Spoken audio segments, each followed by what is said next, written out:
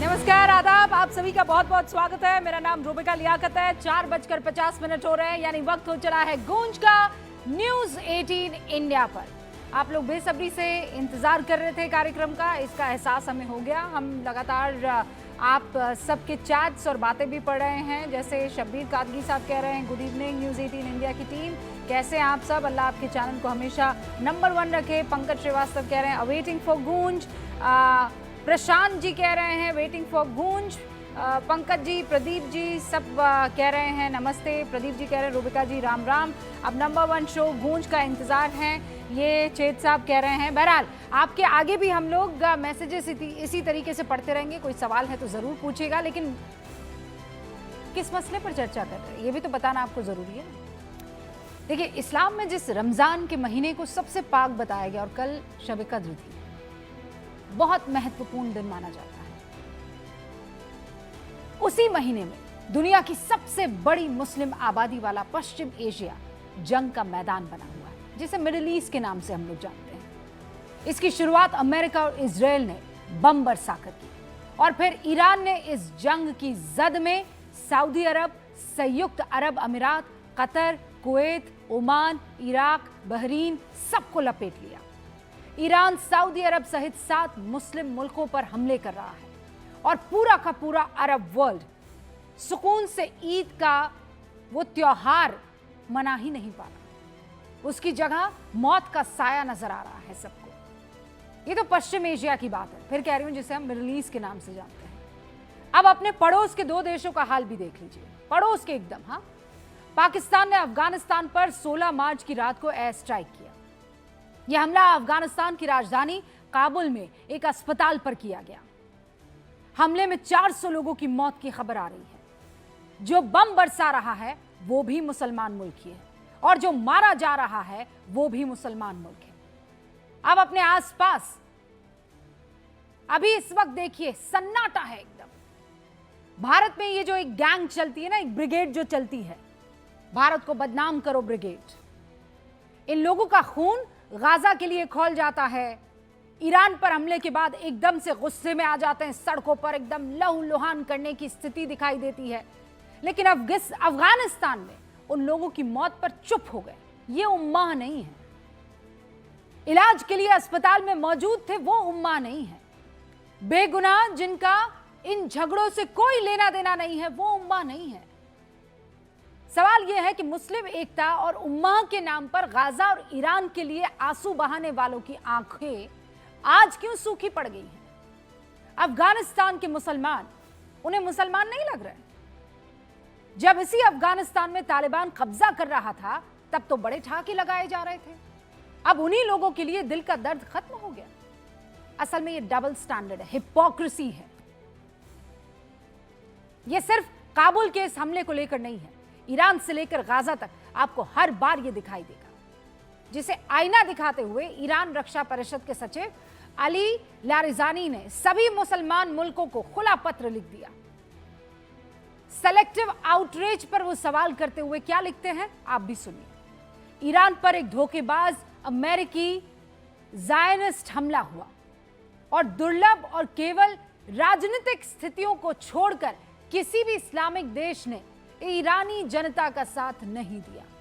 Iran बड़े शैतान और छोटे शैतान यानी अमेरिका और इजराइल के खिलाफ प्रतिरोध के रास्ते पर आगे बढ़ रहा है। लेकिन क्या कुछ इस्लामी सरकारों का रुख पैगंबर के इस कथन के विपरीत नहीं है कि जो व्यक्ति किसी को यह पुकारते हुए सुने कि ऐ मुसलमानों और वह उसकी मदद के लिए जवाब ना दे तो वो मुसलमान नहीं है?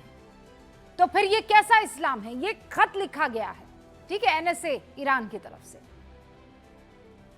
ये पढ़ के मैंने आपको सुना दिया। ईरान खुद बता रहा है कि कोई भी मुसलमान मुल्क उनके साथ इस वक्त नहीं खड़ा हुआ है। नाउ कट टू हिंदुस्तान, आ जाइए। वो डायलॉग है ना, तुम कौन मैं खामखा। कहानी भारत में ये है बिल्कुल। इस वक्त देश के मुख्य विपक्षी दल कांग्रेस की सबसे बड़ी चिंता यह है कि भारत खुलकर ईरान पर हो रहे हमलों पर दुख क्यों नहीं जता रहा है। कांग्रेस के मीडिया विभाग के चेयरमैन ये लिखते हैं कि वो इंतजार में है कि भारत कब लिखित में ईरान के स्कूल पर अमेरिकी इजरायली हमलों की निंदा करे। कांग्रेस के मीडिया विभाग के महासचिव जयराम रमेश भारत को ब्राजील की दुहाई देते हुए ये पूछते हैं कि बतौर ब्रिक्स अध्यक्ष इस बार भारत क्यों नहीं ईरान पर हमले के खिलाफ संयुक्त बयान जारी करवा रहा है।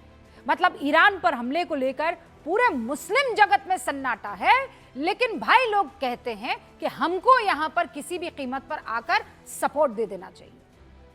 इतनी बेचैनी इस वक्त दिखाई दे रही है इनमें, आखिर क्यों? वो भी तब जबकि दुनिया के हर इलाके में हालात अभी बदतर हैं। यूरोप में रूस और यूक्रेन जंग लड़ रहे हैं। पश्चिम एशिया में ईरान बनाम अमेरिका और इजराइल हो रहा है। हमले की जद में पड़ोस के सभी अरब मुल्क आ चुके हैं। अफ्रीका में कई छोटे छोटे देश इस वक्त जंग में उलझे हुए हैं और भारत इन सब लड़ाइयों में बैलेंस एकदम दिखाई दे रहा है। कोई पक्ष नहीं तटस्थ, दूसरे पक्ष के साथ रिश्तों को कैसे संभाल कर चलना है, यह भारत से सीखा जाए। भारत ने ना यूक्रेन रूस जंग के दौरान अपने सबसे करीबी मित्र रूस का पक्ष लिया, ना उसने यहां पर ईरान के, इजराइल के, अमेरिका किसी का पक्ष लिया। भारत ने तब भी दोनों देशों को शांति का समाधान पर सलाह देते हुए आगे बढ़ने की सोची।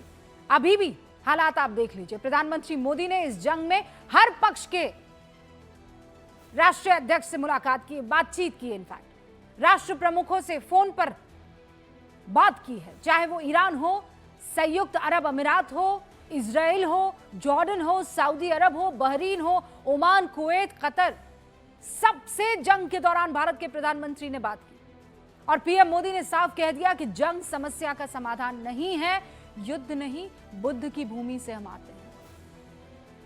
विपक्ष को ये सारी बातें समझ में आ ही नहीं रही। उन्हें तो ईरान पर हुए हमले पर भारत सरकार की तरफ से लिखित में निंदा चाहिए। दुनिया भर के मुस्लिम देश जो कर नहीं रहे हैं, वो इनको हिंदुस्तान से चाहिए। और इसीलिए आज गूंज में बड़ा सवाल, गाजा ईरान पर आंसू बहाने वालों को अफगानिस्तान क्यों नहीं दिखाई दे रहा? क्यों या ला इलाहा इल्लल्लाह मुहम्मद रसूलुल्लाह बोलने वाले नहीं है? क्या ये मुस्लिम ब्रदरान नहीं है? क्या गाजा ईरान इसलिए मुद्दा है क्योंकि वहां मुस्लिम बनाम गैर मुस्लिम की लड़ाई है? विदेश नीति पर सवाल उठा रहे कांग्रेस के भी नेताओं से हमारा सवाल है कि किसे साधने की कोशिश हो रही है इन तमाम पोस्ट के जरिए। मैं शुरू कर रही हूं गूंज।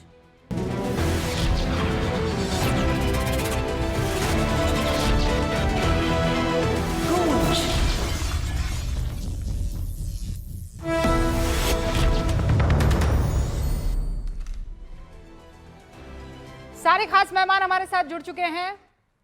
भारतीय जनता पार्टी के राष्ट्रीय प्रवक्ता तोहिन सिन्हा हमारे साथ हैं, समाजवादी पार्टी के राष्ट्रीय प्रवक्ता डॉक्टर अजीज खान साहब, कांग्रेस समर्थक तहसीन पूनावाला, पाकिस्तान की वरिष्ठ पत्रकार आरजू काजमी आपको स्क्रीन पर दिखाई दे रही हैं, मिली क्रॉनिकल लंदन के संस्थापक और रणनीतिक मामलों के जानकार जाहक तनवीर भी आपको स्क्रीन पर दिखाई दे रहे हैं। आप सभी का बहुत बहुत स्वागत है।